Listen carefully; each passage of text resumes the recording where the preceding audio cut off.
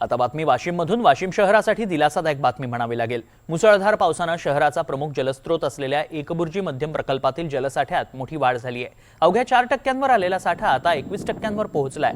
पाणी टंचाईचं तात्पुरतं संकट टळलंय, नागरिकांना त्यामुळेच दिलासा मिळतोय।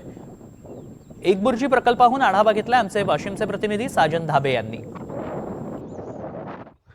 30 जुलै रोजी वाशिम जिल्ह्यात झालेल्या मुसळधार पावसामुळे वाशिम शहराला पाणी पुरवठा करणाऱ्या एकबुर्जी प्रकल्पातील पाणी साठ्यात मोठ्या प्रमाणात वाढ झालेली आहे। मी सध्या वाशिम शहरातील एकबुर्जी प्रकल्पावर आहे। या ठिकाणी आपण बघू शकता या प्रकल्पात मोठ्या प्रमाणात वाढ झाल्याचं दिसून येत आहे।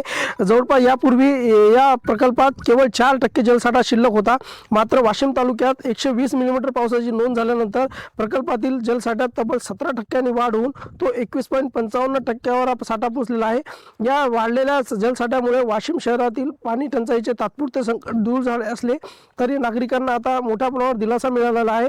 तसेच पाणी साठ्यात झालेल्या वाढीमुळे या पावसाचा लाभ केवळ शहरालाच नाही तर ग्रामीण भागातील शेतकऱ्यांनाही झाला आहे। खरीप हंगामातील सोयाबीन असेल, तूर असेल, कापूस असेल, हळद, मूग, उडीद यासारख्या पिकांना या पावसाचा मोठा फायदा झाला असून शेतकऱ्यांच्या सिंचनासाठी पाण्याची उपलब्धता सुधारण्यास मदत होणार आहे।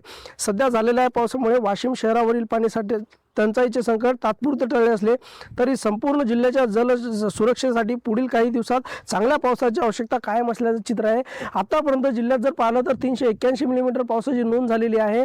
त्यामुळे अजूनही जिल्ह्यात काही प्रकल्पात पाणीसाठा जे आहे ते मोठ्या प्रमाणात झालेला नाही आहे। त्यामुळे मोठ्या प्रमाणात पाणीसाठा होण्यासाठी अजून जवळपास अशाच प्रकारे 2 ते 3 मुसळधार पावसाची गरज आहे।